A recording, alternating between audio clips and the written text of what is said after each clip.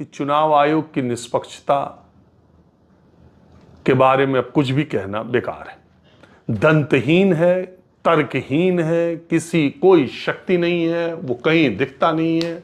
वो उसकी भूमिका केवल चुनाव की मीटिंग करने की और पैरामिलिट्री फोर्सेस भेजने की, अधिकारियों को ट्रांसफर, यही सब रह गया। मैं ये क्यों कह रहा हूँ?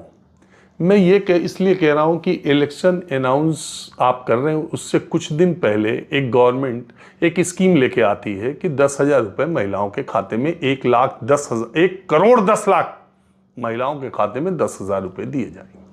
वो एक बार में 21 लाख लोगों के अकाउंट में ट्रांसफर करती है और उसके बाद चुनाव घोषित हो जाता है। और वो सरकार डेट वाइज, जब model code of conduct Bihar में लागू है, तो डेट वाइज वो सरकार हर फ्राइडे को महिलाओं के खाते में कुछ कभी 10 लाख महिलाओं के खाते में, कभी 20 लाख महिला, हर हफ्ते हर फ्राइडे को चुनाव चलने के दौरान महिलाओं के खाते में पैसे पड़ रहे हैं और चुनाव आयोग चुप है। वो चुनाव आयोग देख रहा है। चुनाव आयोग ये नहीं, क्या कहते हैं, पॉलिटिकल पार्टीज को लेवल प्लेइंग फील्ड मुहैया कराने का काम इलेक्शन कमीशन का।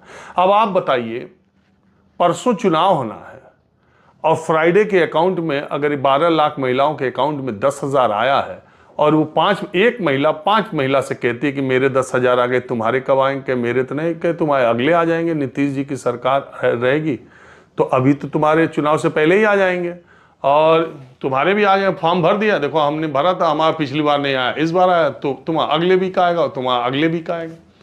तो 1,10,00,000 के अकाउंट में आप पैसे डाल रहे हो और उसको एक महिला 4 महिला से कम कह रही है, तो 4 करोड़ तक जा रहा है ना बात।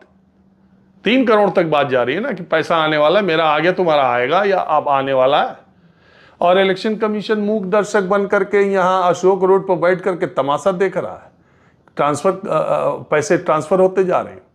ऐतराज इस बात पर भी नहीं है। ऐतराज इस बात पर है कि इससे पहले की गैर बीजेपी सरकारों की ऐसी योजनाओं को चुनाव आचार संहिता लागू होने के बाद इलेक्शन कमीशन ने रोका भी है। तो फिर इस बार क्यों नहीं रोका? यह भूमिका उसकी क्या है?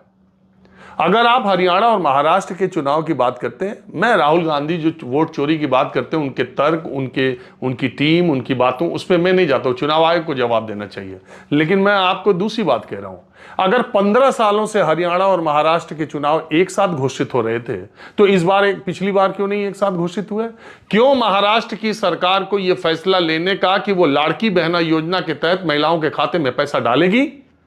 यह ऐलान हुआ, उसके